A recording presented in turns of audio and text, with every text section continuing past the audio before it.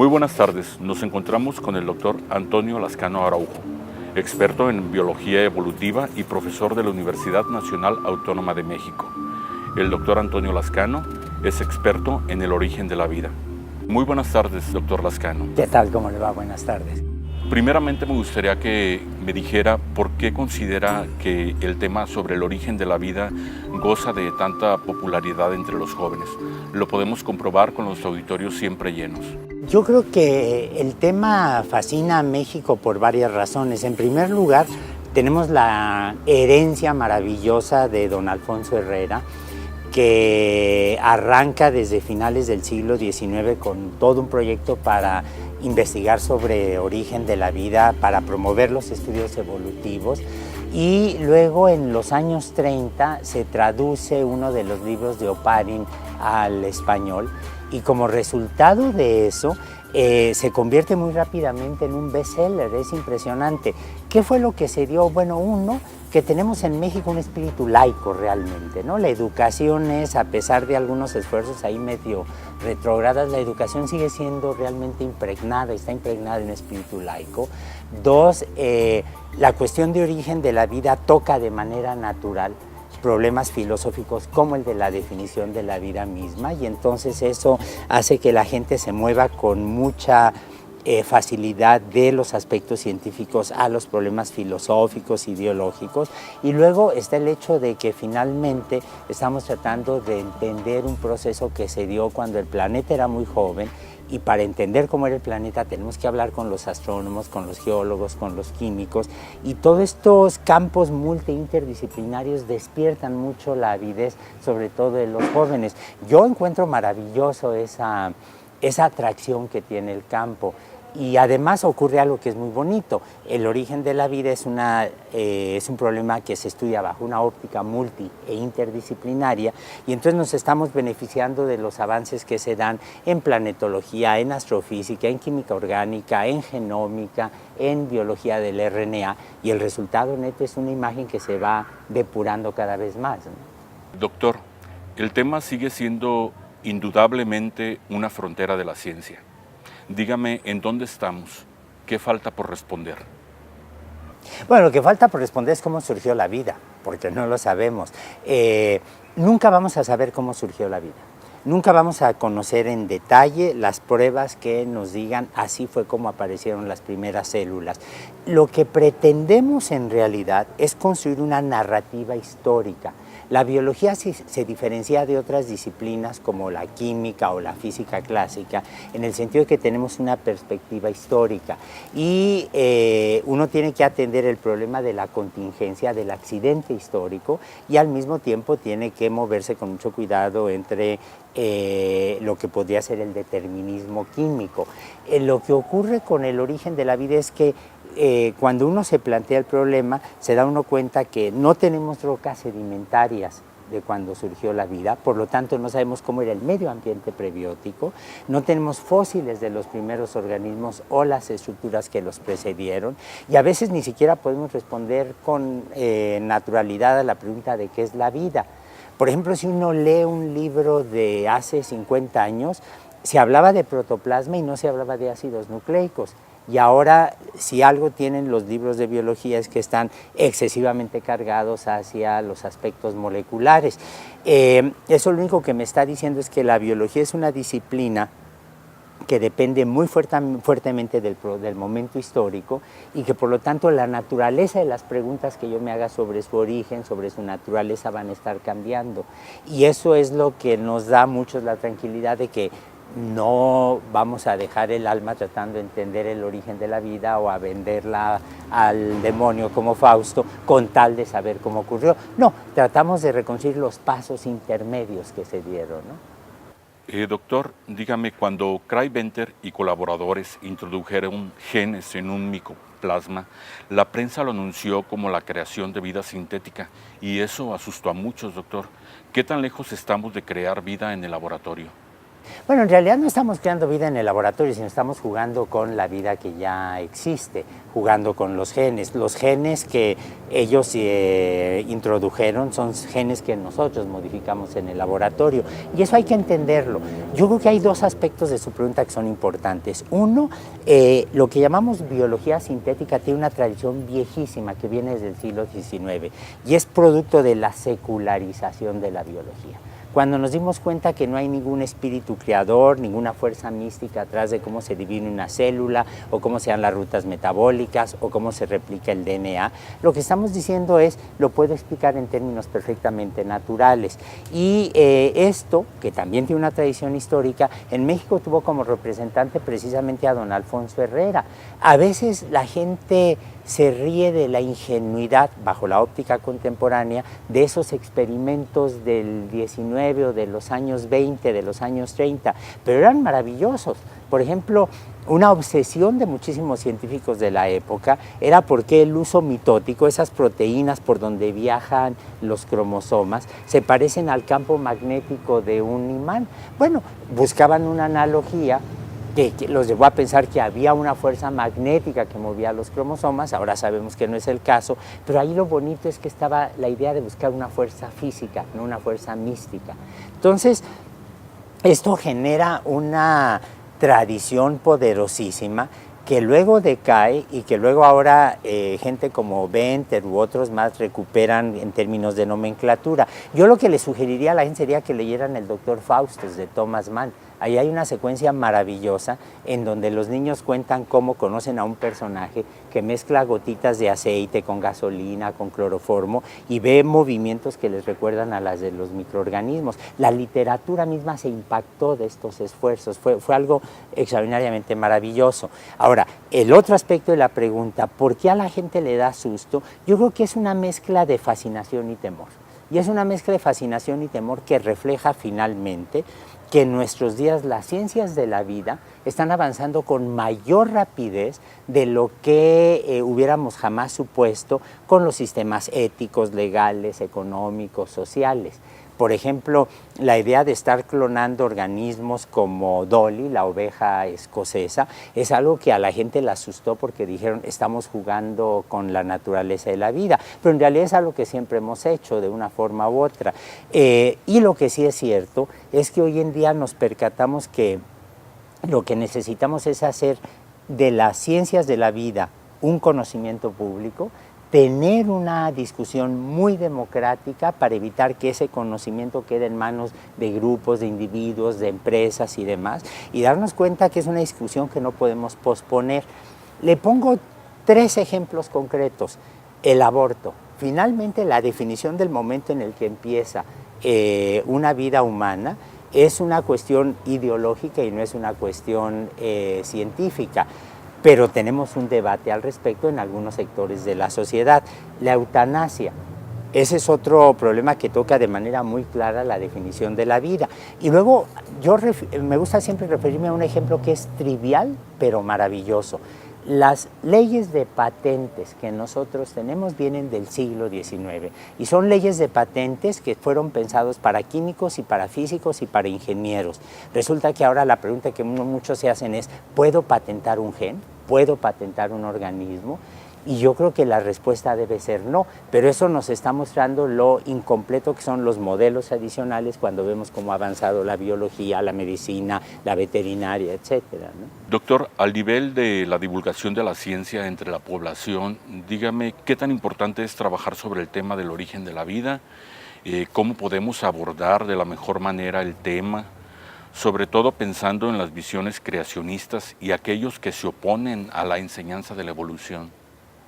Bueno, yo creo que el problema de los creacionistas no es un problema científico, es un problema ideológico.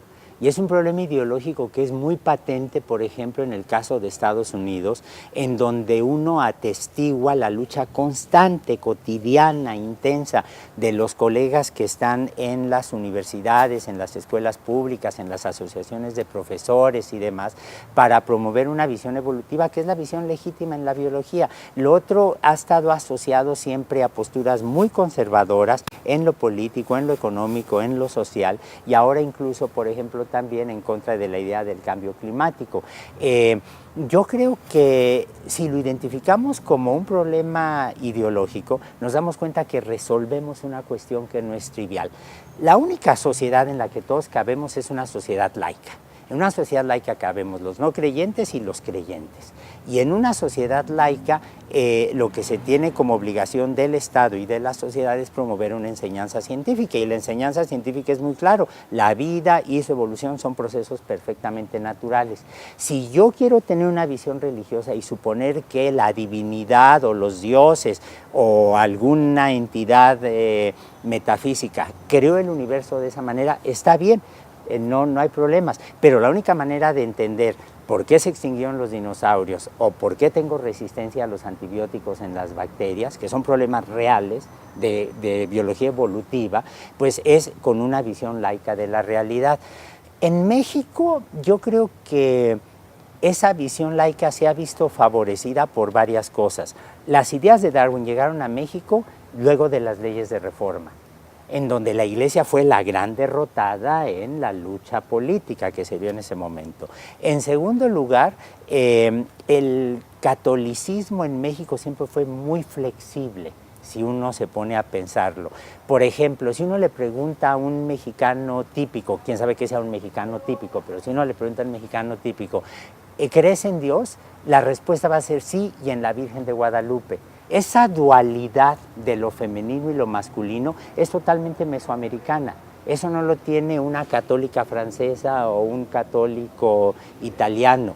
Es una dualidad mesoamericana que nos muestra el poder ideológico a través de los siglos de la herencia prehispánica. Bueno, a Roma no le hacía ninguna gracia esa flexibilidad, pero mejor eso a otra cosa. Luego, estando en Morelia, vale mucho la pena decir algo que es importante, que a veces se nos olvida. Cuando juzgan a Morelos y juzga la Inquisición, el Santo Oficio, a Hidalgo, entre las acusaciones que reciben es que son afrancesados. ¿Qué significa que eran afrancesados? Significa que estaban promoviendo las ideas de la Ilustración, que traducían y leían y enseñaban a Voltaire, a Diderot, que eso es precisamente donde surgen las ideas de la evolución. Entonces, todo esto combinado hace que en México la evolución o la idea de un origen natural de la vida no nos asuste tanto como en otras sociedades.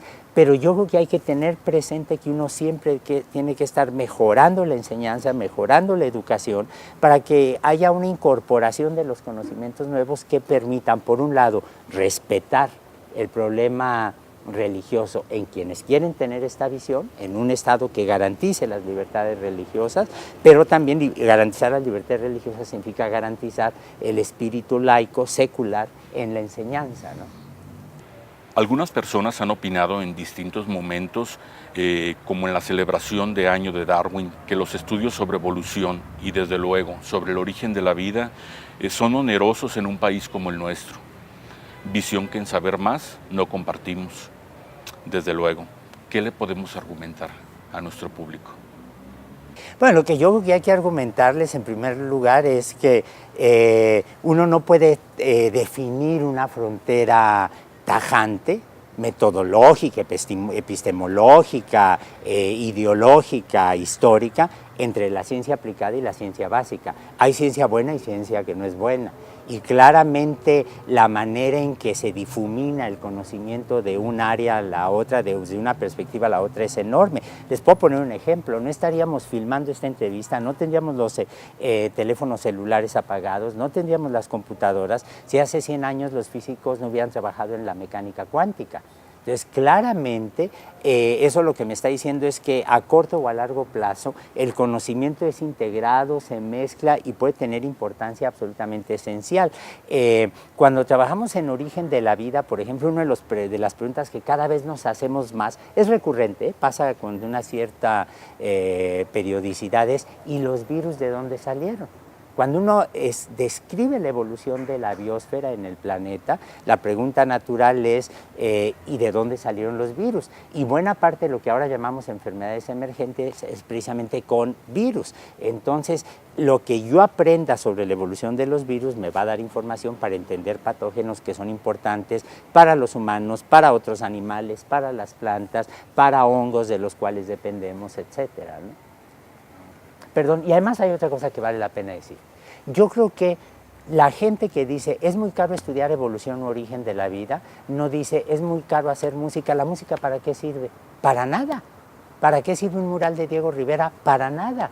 ¿Para qué sirve un poema de Octavio Paz? Para nada. Y sin embargo, todo eso va configurando una cultura nacional que yo creo que es importante desarrollar, porque la ciencia mexicana tiene que ser de mejor calidad, no porque sea mexicana, sino porque tiene que ser ciencia, pero a la población nos va generando una visión mucho más realista, más precisa, más acuciosa de la realidad, ¿no? ¿Por qué, a pesar de los grandes avances de la ciencia, en particular en Estados Unidos de Norteamérica, se sigue insistiendo en oponerse a la evolución e imponer el creacionismo?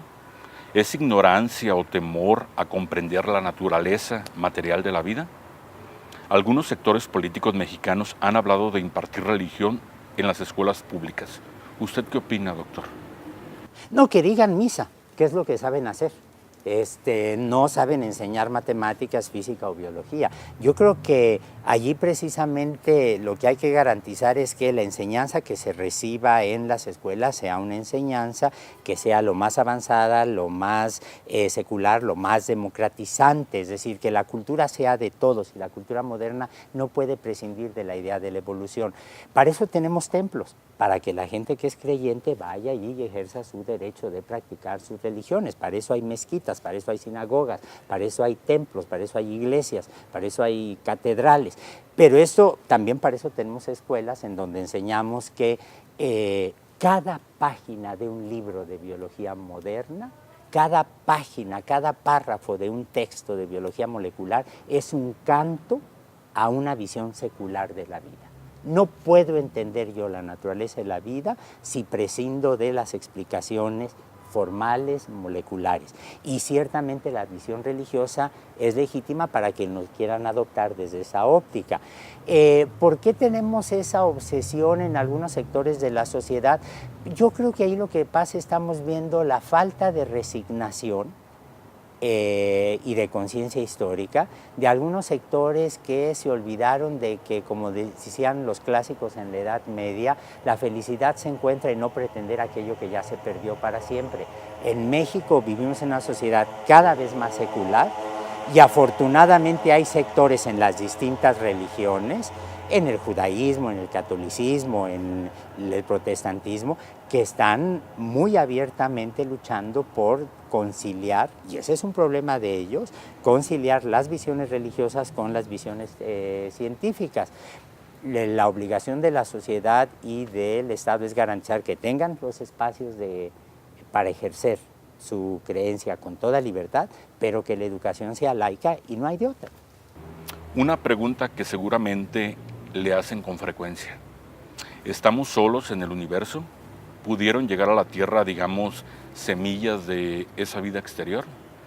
Sí, es una pregunta muy frecuente y allí, como la pregunta en realidad está dividida en dos, déjenme primero decir, a veces no nos percatamos de ello, pero uno de los grandes triunfos de la exploración espacial, y la imagen que voy a evocar todos la tenemos presente, es que todos los cuerpos del sistema solar muestran cráteres producto de colisiones.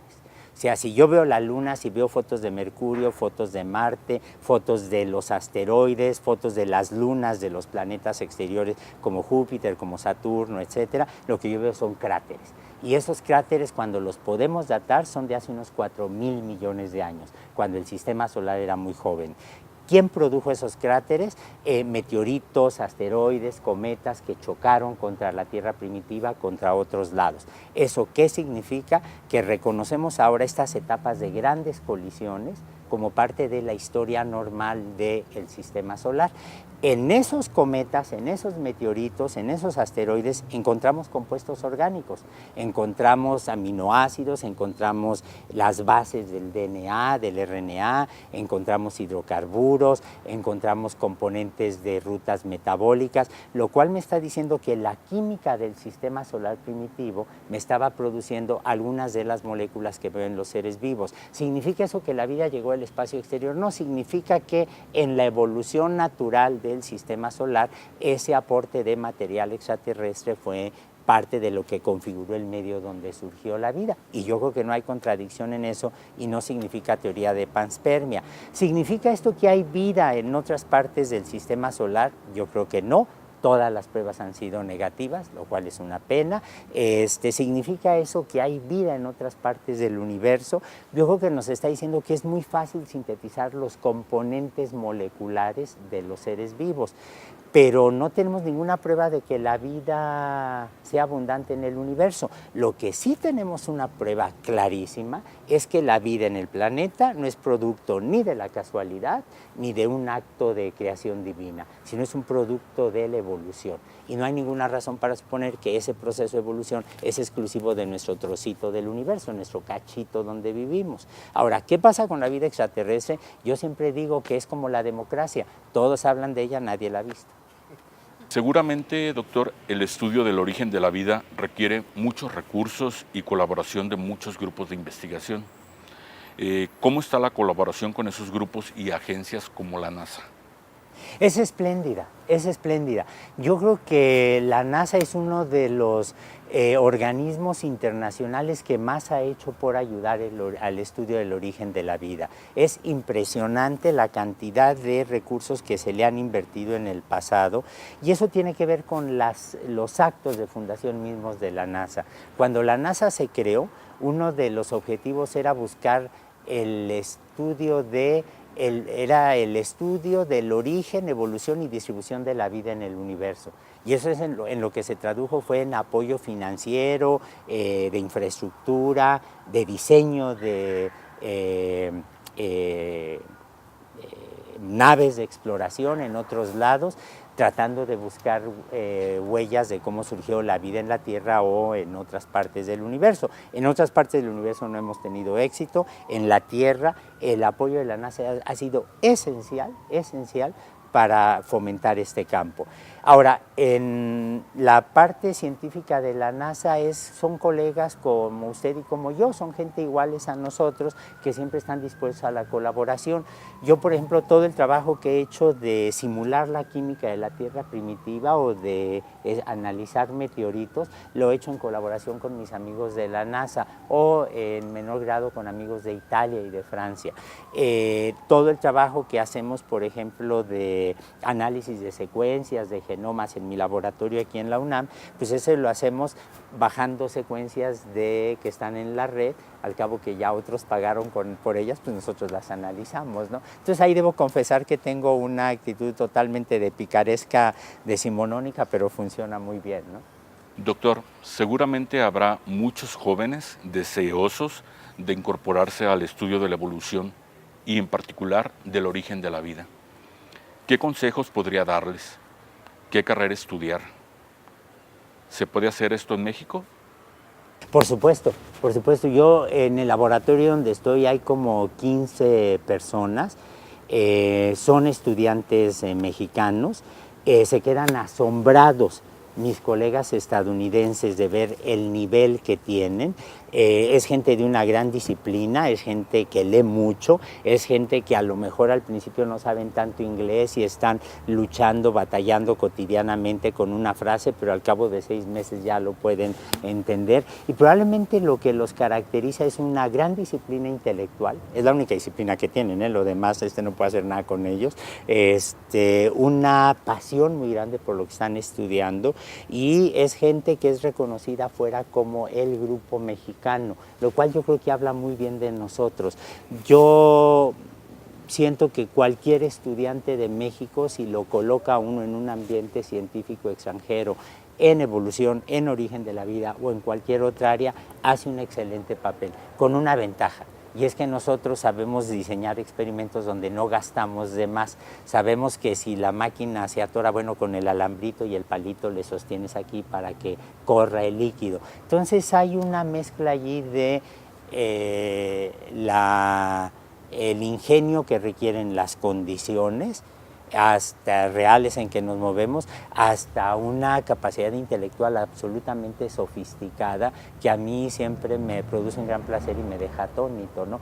¿Quieren estudiar el origen de la vida? Que lean mucho, que lean a Darwin, que lean a Oparin, que lean a los clásicos de la evolución modernos como Stephen Jay Gould, como Lynn Margulis, como Stanley Miller, y que sigan su impulso intelectual, por apasionado que sea. Yo creo que las pasiones personales son muy importantes para definir una carrera académica y en particular científica. En la actualidad estamos comenzando a ver a los seres vivos como metaorganismos que como entidades aisladas. Incluso a la asociación con microorganismos se le está dando ya un peso importante en la evolución. ¿Qué piensa de ello? ¿Necesitamos revalorar a los microorganismos más allá de su papel en las enfermedades o en los ecosistemas? Sí, absolutamente. Esa es una pregunta muy, muy buena, muy refinada, que requiere de una respuesta que tal vez no sea igualmente satisfactoria. Pero en los años 60, bueno, Louis Pasteur nos deja una herencia maravillosa. Toda esa generación, pero con Louis Pasteur es muy visible, con Koch y demás, en donde de repente los microorganismos son vistos como agentes patógenos. Los microorganismos ya se conocían desde mucho tiempo atrás, pero son vistos a partir de entonces claramente como patógenos. Darwin rara vez habla de los microorganismos, no los tocó, los menciona muy incidentalmente, y los microorganismos son los más grandes ausentes en la teoría evolutiva. En los años finales del 19 hasta 1930 hubo pioneros como por ejemplo el propio Oparin, que tuvo el doctorado honoris causa de la UNAM, era parte de nuestro claustro, que dijeron que se podía ver a los microorganismos como parte de un proceso evolutivo. Y no había las herramientas moleculares, bioquímicas, metabólicas para entenderlo bien, pero había gente que tenía una intuición brutal y se dieron cuenta que nunca vemos un animal, una planta, un hongo macroscópico sin microorganismos asociados. En los años 60 ocurrió algo que a veces se nos olvida y que ahora estamos padeciendo, y es que los médicos se percataron que había resistencia a los antibióticos. Yo creo que lo mejor que hizo el sexenio pasado, que no fue especialmente brillante, pero creo que lo mejor que hizo fue prohibir la venta indiscriminada de antibióticos. Es una idea tan buena que evidentemente no se le ocurrió al secretario de Salud, se la propusieron. Y vino de los médicos porque se dieron cuenta que las bacterias están intercambiando genes de resistencia a antibióticos y que ya se está convirtiendo en un problema, como dijo el Ministerio de Salud de Australia y el inglés, en una catástrofe y en una emergencia nacional. El que nos percatemos de esto nos plantea un problema muy importante, porque la probabilidad de que yo intercambie genes con este árbol son bastante reducidas. Hay unas áreas muy famosas de Händel, de un hombre que se enamora de una planta, cosa que algunos calificarían como una perversidad erótica, pero lo que eso me está mostrando es la separación entre dos reinos muy claros. Las bacterias son infinitamente más promiscuas y el problema que tenemos es que hemos asignado categorías como la definición de género o especie a las bacterias, sin que eso necesariamente sea válido.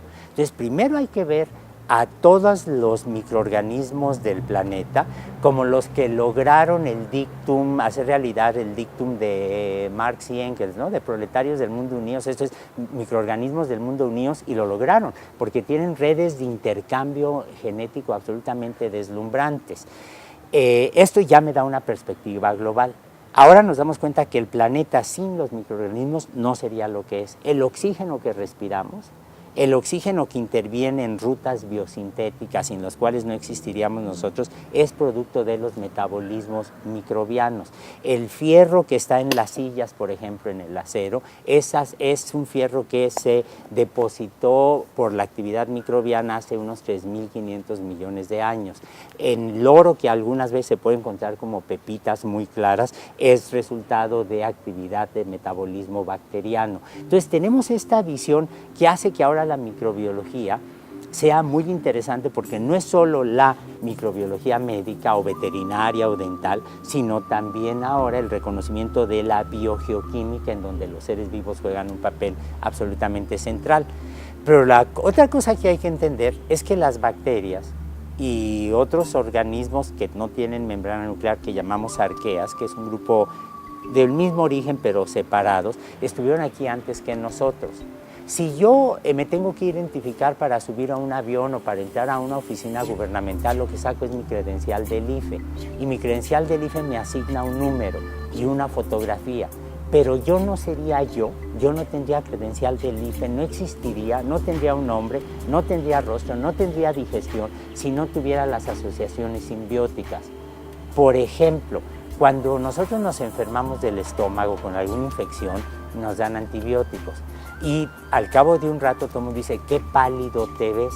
Claro, porque estamos produciendo menos glóbulos rojos. ¿Por qué producimos menos glóbulos rojos? Porque los antibióticos mataron a mis simbiontes bacterianos y que están produciendo la vitamina B12. Y al no producir vitamina B12, carezco de uno de los componentes necesarios para sintetizar el DNA. Si no tengo DNA, no voy a poder reproducir células. Entonces, allí veo uno en ese ejemplo muy concreto cómo efectivamente hay una dependencia estricta de todos los animales, todas las plantas, de todos los hongos, de las asociaciones con bacterias. En pocas palabras, las bacterias han dejado de ser los malos de la historia para convertirse en un componente central y el más antiguo de la biosfera del planeta.